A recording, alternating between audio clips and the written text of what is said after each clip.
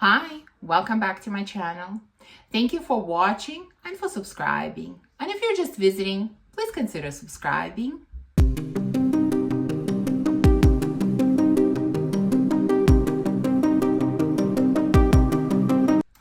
So, in the last, half a year or a little bit more, I've done a number of top type of videos, where I talked about top vanillas or top boozy scents or top rose scents or whatever other a few tops that I talked about. And I thought, let's continue with that. Let's continue rating fragrances from my collection, which also really helps me, to look at what I have and what I need versus what I don't need. And, to really understand how many fragrances I have in each category. And again, if I need all of them. And since we're in the spring, this is the time of the florals, I wanted to do top 10 floral fragrances, which, when I first came up with the idea, I thought, I don't even know if I can. Do I even have 10 floral scents? And when I looked at my collection, I realized, wait a minute, I actually have more than 10. So even though there are 10 here, as always, if I have fragrances that are quite similar, I'm putting them in one spot, one category. So there will be some groups in here. And so even though there are more fragrances, we're going to have top 10. Now, obviously, these are not going to include any rose scents because I already talked about rose fragrances. I rated them, so I did not include any of those rose scents in here. This is more about everything else, all kinds of white florals and purple florals, and it is about what else? Peony, whatever other florals that there are, these are the ones that I'm including in this video. And let's start with number 10. In number 10, I have one of my daughter's favorite fragrances, which is probably the main reason that I am keeping it. And that is Splendida Iris Dior from Bulgari. As you can see, we, or probably she, has used quite a bit. And the truth is, this is a really beautiful scent. Iris is kind of an interesting note for me. I actually like it, but I don't often want to wear it. That's my problem with this note. And as far as iris scents go, I think this is one of the most beautiful iris scents that I have smelled, because the iris is so beautiful and kind of, if I can say fluffy iris, is there such a thing? But it kind of gives me that fluffy texture to it. It has really nice balance of iris and sweetness and powderiness. And all three elements are quite evident. And at the same time, all three elements are quite balanced. So it is a beautiful, beautiful iris scent. It really is. It's really high quality iris scent, I think. And every time I smell it, I absolutely love the way it smells. I really do. But when I think about what I want to wear today, for some reason, I never reach for it. I never do. Obviously, because my daughter loves it, I'm not going to declutter it. It's going to stay. And I kind of always feel like, no, I'm going to reach for it. I'm going to, and I never do. But maybe I should make it one of my fragrances from my, monthly trays that I'm trying to do now. And maybe then I will reach for it. I don't know. But yeah, again, the reason I put it in number 10 is because I never reach for it, not because it's not a beautiful scent. Now, in number 9 spot, I actually have a fragrance that I am trying to declutter. That's, I included it in my last declutter video. I still have it. Nobody was interested in it, so that's why I have it.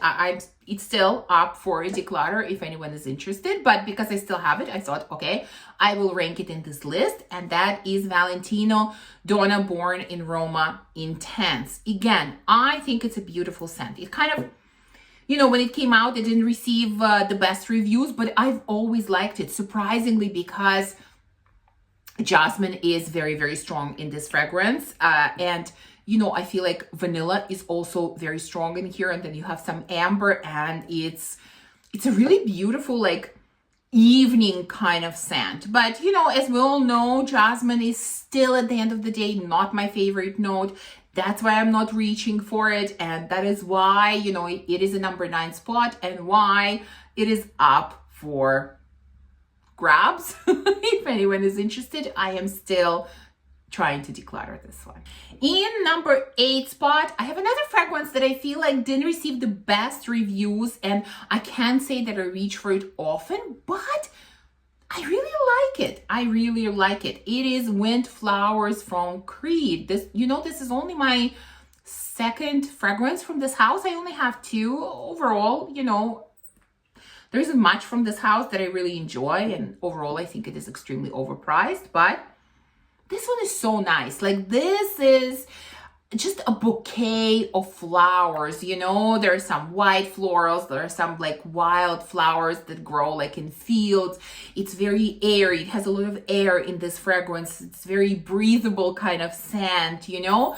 It's not overpowering, and even though the floral block, like the white floral block is quite obvious here, I really enjoy this scent. When I'm in the mood for like something really white floral heavy, this is the one I would reach for. So I have to be in the mood to wear this fragrance, but I do like it. However, it is in number 8 spot because there are, you know, other floral scents that I enjoy more. And that brings us to number 7. And here we have Apollonia from Xerjoff. And this one, it just has, I think, white florals, musk, and something else. And this one is very kind of understated, elegant, feminine, clean type of scent. You know, it's understated white florals with really beautiful musk, maybe just a touch of sweetness, and I don't even know what else is here, but this is clean white floral with musk. I think this is quite beautiful. This is quite inoffensive, would be great office scent. Again, not something I reach for very often because it is definitely on the lighter side. And, you know, as we all know, I really prefer more powerful scents. But, you know, recently I changed jobs, and I actually have to go into the office, you know, once or twice a week, which is kind of a real big change for me because I have been remote for quite a few years at this point. And, you know, now that I am going to the office, I have to be more conscious about what I wear because, you know, as I said, I prefer really strong scents, but I have to be cognizant of other people in the office. And so I'm really reaching for more office appropriate fragrances at this point, and this I think would be a great choice for that. In number 6 spot, I have a long time favorite that I use consistently. There isn't a season or there isn't a year that goes by that I don't reach for this fragrance. I've reached for it ever since I got it, and I continue to love it. Scandale à Paris from Jean Paul Gaultier. You know, this again has jasmine, but it is so sweet and fruity and with some honey, and it's just amazing. There's something about these Scandale fragrances that I love, absolutely love. Again, I was kind of surprised that it ended in 6th spot, but again, that's just because there are a few others that, you know, are higher than this on my list. But you know that I love this scent, and I've used it for years, and it continues to be one of my favorites. Now, this brings us to number 5 spot, and this is where we have the first group of fragrances. That is because they're all very similar. So what do we have here? We have Perdition from Nobly 1942.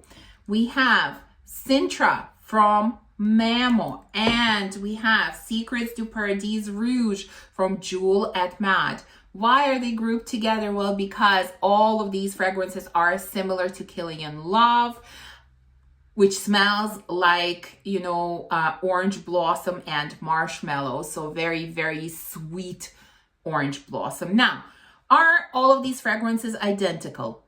No, they each one has their own nuances. For example, you know, Sintra has a very strong green block, you know, especially in the opening, like Neroli and Petitgrain are quite strong, you know. This one, Secrets du Paradis Rouge, you know, it has a honey note. Like the sweetness in here is not just from marshmallows, it is more like from honey, and there's a lot of like floral sweetness. Perdition is probably the closest one to Killian Love, and I really use these ones interchangeably. I still enjoy this scent profile very, very much, and I use each one of these quite often. That's why if you look at them, it looks like, wow, you haven't used up a lot. Yes, in each bottle, but because I have quite a few in the scent profile, I use them interchangeably.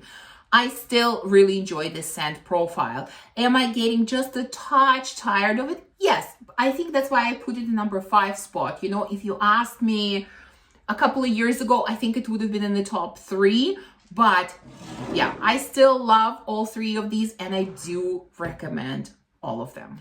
Number 4 goes to another long time favorite. You're probably sick of me talking about this one, but I continue to love it. This was actually my scent of the day yesterday. And that is 100 Silent Ways from Nishane. I've used up quite a lot here. Again, every time spring rolls around, every single year, I start reaching for this one. Now, I reach it sometimes for it during like fall and winter as well, but really kind of the star time, the most popular time for this fragrance is the spring. This is where I go to town with this one. And this is this incredible collection of white florals. I think there's everything here. There's tuberose, there's jasmine, orange blossom, whatever. Every white floral that there is out there, I feel like is in this fragrance. But together with that, there is an amazing sweet vanillic block in here as well. And the two combined together just create magic. There's something kind of almost sparkly about this fragrance. Like the texture of this fragrance has a sparkly nature, if that makes any sense. But anyways, I love this one. It is in number 4 spot. Again, I'm a little bit surprised that it's not higher, but that's where it is. Now we're getting into the top 3. And the number 3 spot, I have another group of fragrances. This time it's 2 of them. We have In Love Again from YSL, and we have Lost in Paradise from Ex Nihilo. And again, to me, these fragrances, although not identical, but they have a lot of similarities and they give off a similar vibe to me. You know, I would use them for similar reasons, and that's why I put them together. So both of these are very peony heavy fragrances, you know, musky kind of peony with a touch of fruitiness. Yes, that's how both smell to me. And again, I love them so much. Probably the biggest difference is that I would say In Love Again has more of that fruitiness, whereas Lost in Paradise is really more floral. Like the fruity nuances are very subtle, very subtle. They're a lot more pronounced in this one. But overall, again, the star note in both of these is musky peony, and I really enjoy both of these fragrances. Again, you can say that I've used up both, and yeah, these are gorgeous. You know, peony, the truth is peony is really probably my all-time favorite flower. It has been for a very long time, and it still remains my favorite flower. And you know, the interesting thing is that it is my favorite flower not just as a note in how it smells in fragrances, but in real life, like talking about actual flowers, peony I think is the most beautiful flower that I've ever seen. It is my favorite flower. Now, number 2 spot. Again, I have a group of fragrances. There are 3 here. And when I was ranking these florals, number 2 completely shocked me. It took me by surprise, because if I did this ranking, I don't know, 2 years ago, either these types of fragrances wouldn't have been on the list altogether, or they would have been definitely at the bottom of the list. But based on my taste, based on my preferences right now, they're in number 2 spot, which is again really shocking. So what do I have here? Well, I have Scandale Absolu from Jean-Paul Gaultier. I have Mercurial Cashmere from Electimus. And, as you might have guessed, Quattro Pizzi from Xerjoff.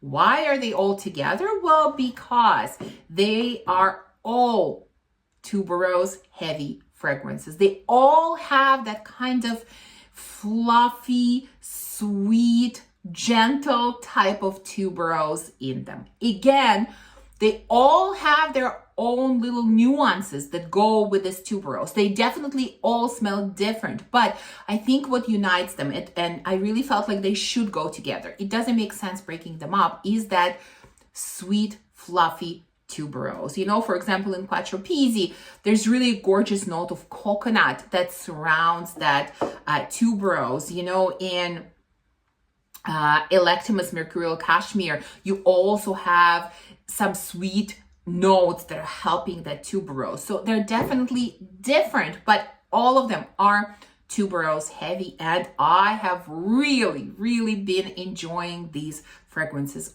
all of these, and I have been using them quite a lot, and that is why they end up in number 2 spot. And I feel like this happens in every single one of my ranking videos. We get to the extremely anticlimactic and predictable number 1. I think all of you probably hands down guessed what is going to be in my number 1 spot. It is 2 fragrances that smell quite similar. Of course, it is Flora Narcotique from Ex Nihilo, and it is Valaya from Parfums de Marly. Both of them are kind of this musky, fresh orange blossom. I mean, mostly that's what they're about. I feel like Valaya is a little bit more fresh. It has a bit more citrusy vibes in it. Flora Narcotique stays a bit more on the floral side, but overall, again, you know, these two are quite similar, and I still love these two. You know, originally I had Flora Narcotique, which I absolutely love. This is the biggest compliment getter. It has the most beautiful sillage ever. Like, men really love this fragrance. And then I got Valaya, which at first I was questioning, do I even need it, because it is similar to Flora, and I'm so happy that I got it because I absolutely love it. It's just that added dose of freshness makes it so special, and I enjoy both of these tremendously. So hands down, these two are my top floral fragrances. So there you go. That's the list of my top 10 floral fragrances. I'm kind of surprised that I have this many, which, you know, at the end of the day, given that I have probably 200 fragrances in total, is not that much, but still, you know, because I'm not a floral girl, but I think most of these are quite beautiful. And, you know, looking at these, probably, you know, Valentina Donna Born in Roma is the only one that I'm trying to declutter. Like, I will already marked it as part of the fragrances that need to go. And I think that's the correct choice. I really feel like probably nothing else is going to be decluttered, because I think I really love all the rest of these fragrances. So please share with me, what do you think about my top 10 list, or what would be on your list? Maybe share with me your top 3, and if you have any recommendations of beautiful floral fragrances.